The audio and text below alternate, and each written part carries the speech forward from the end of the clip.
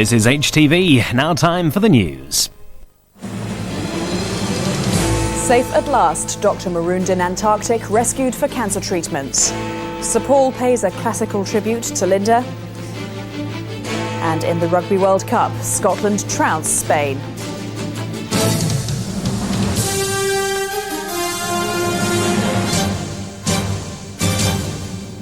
From ITN, the ITV Weekend News with Katie Derham.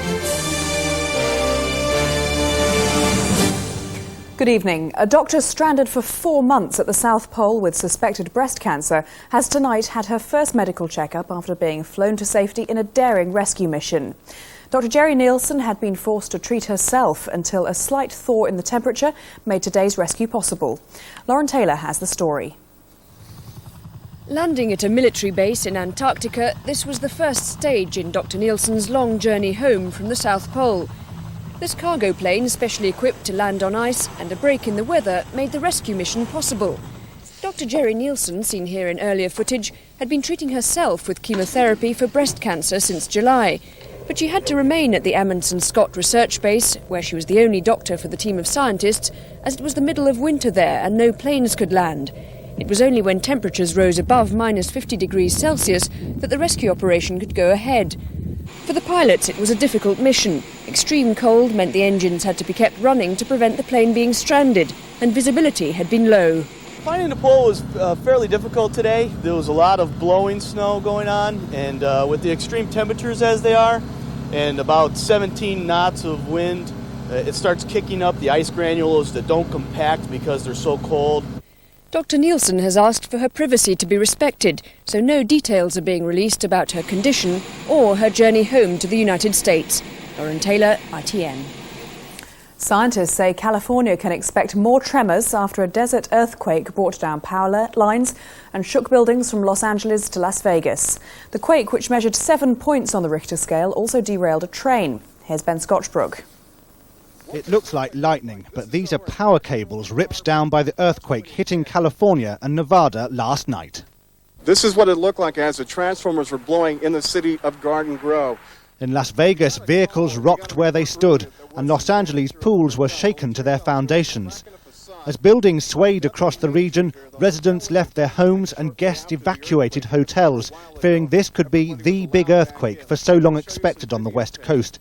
It was big. At 2:45 this morning, a quake measuring 7.0 on the Richter scale struck Southern California. It lasted for just under a minute. But the quake's epicenter was in the sparsely populated Mojave Desert, about 30 miles north of a town called Joshua Tree. That's just over 100 miles east of Los Angeles and the same distance south of Las Vegas, much nearer, and the damage would have been much worse. Right there where the freight cars are leaning over. As it was, a 40-carriage train was derailed from its track stretching across the Californian scrubland. While no one was seriously hurt this time, the question is already being asked, what happens next? We would expect that in the next week we would have about 4 earthquakes of magnitude 5 or greater if this behaves like an average aftershock sequence. The aftermath of this quake appears to have been limited, with no reports of serious injuries or major damage.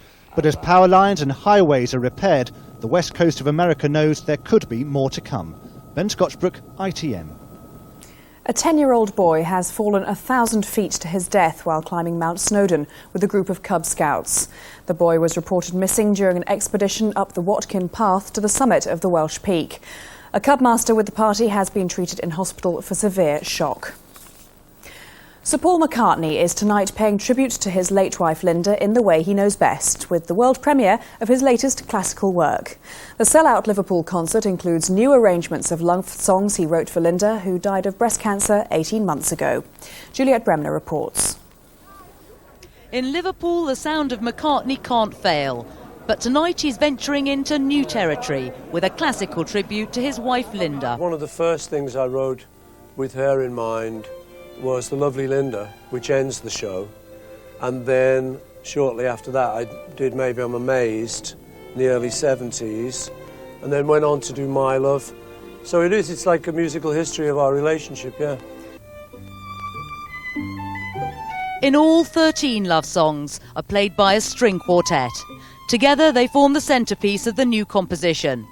Sir Paul admits that writing them has been a way of getting over Linda's death 18 months ago.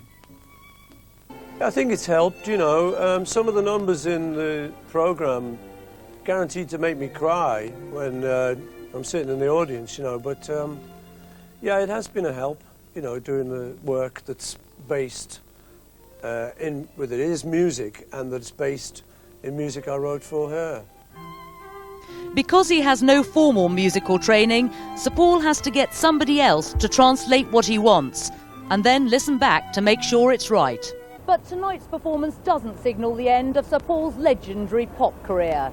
This, his third orchestral work, comes less than 2 weeks after the release of his latest rock and roll album. Juliet Bremner, ITN, at the Philharmonic Hall, Liverpool. Sport now. Leeds United equalled a club record of 9 consecutive wins to beat Sheffield Wednesday 2-0 and hold on to the top spot in the English Premiership. The big Yorkshire derby was settled by 2 Alan Smith goals in the second half. Manchester United, who lost 5-0 at Chelsea in their last league game, bounced back to beat Watford 4-1 at Old Trafford. Dwight Yorke opened the scoring as United went in 3-0 up at half-time. Andy Cole scored twice as United stay second, just a point behind Leeds. Chelsea, who were 4th at the start of play, will want to forget their trip to Liverpool. They lost 1-0 thanks to a David Thompson goal just after half-time. Michael Owen missed a penalty.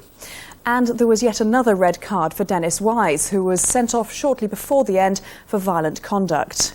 Chelsea's Marcel Desailly was also dismissed. Arsenal took full advantage of Chelsea's slip-up to go third with a 4-1 win at home to Everton. Everton took the lead early on before Lee Dixon got the first of Arsenal's goals.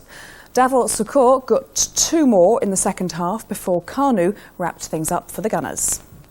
Newcastle's mini-revival came to an abrupt halt at Coventry.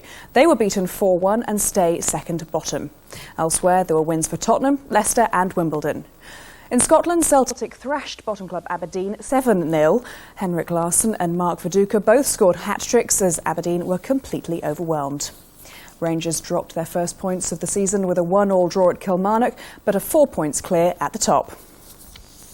Michael Schumacher has made a remarkable return to Formula One. He took pole position in Malaysia after spending 3 months recovering from his accident in the British Grand Prix.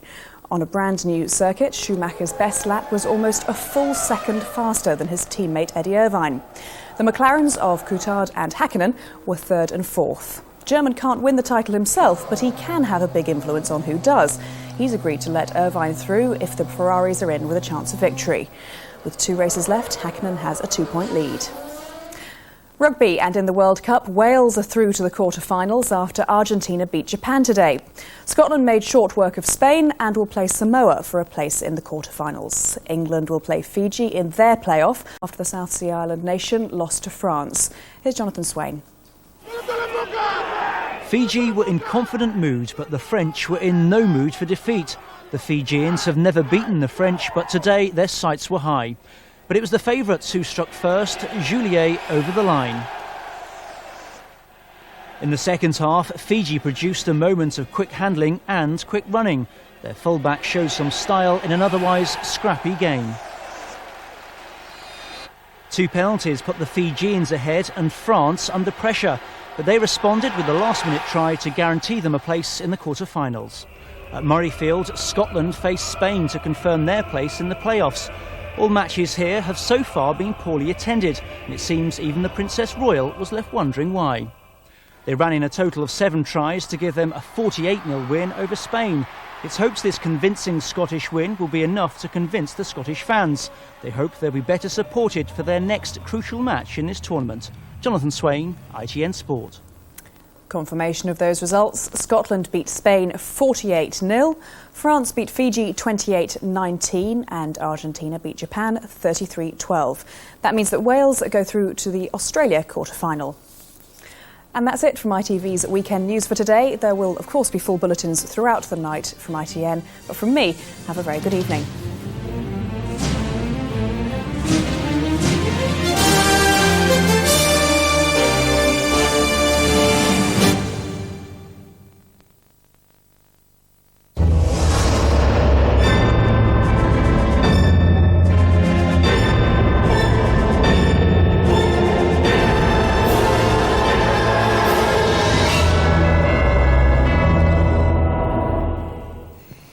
Hello, good evening. Well, it's Grand Prix Day early tomorrow morning here on ITV, very early in fact, and these are the sorts of weather conditions we can expect. There's an isolated chance of a shower, only 20% chance. Otherwise, it'll be dry and bright with some sunshine peeping through and temperatures held at around 30 or 86 in Fahrenheit. So back over here tonight, and mainly dry night. Some clear slots, especially so inland, and clouds spilling down eastern fringes there. In fact, thick enough in eastern Scotland to give some patchy drizzle. Otherwise, we've a light breeze with some mist around, mainly reserved for England. So we go into tomorrow morning on a dry, bright, at times sunny note, although we maintain that cloud resolutely sticking there in the far northeast, again with some patchy drizzle. And we've more in the way of cloud down for that southwestern corner because of the presence of a weather front here. Temperature-wise tomorrow, in the south, especially through the Channel, strengthening wind certainly taking the edge off those temperatures. And then by Monday, we've got even tighter packed isobars, indicating even stronger winds. In fact, the risk of reaching gale force through the Channel. That's all from me. Power Gen. Power, whatever the weather.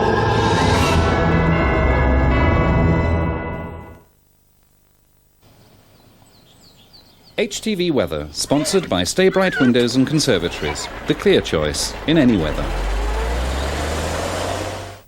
Hi there, dry, settled and fairly bright tomorrow, but an increased breeze to make it feel quite chilly. Tonight, however, it's dry with more cloud than clear spells, though the clearer skies in the east will produce a little mist or fog. That'll clear, then we've a dry and bright morning, some parts seeing long spells of sunshine.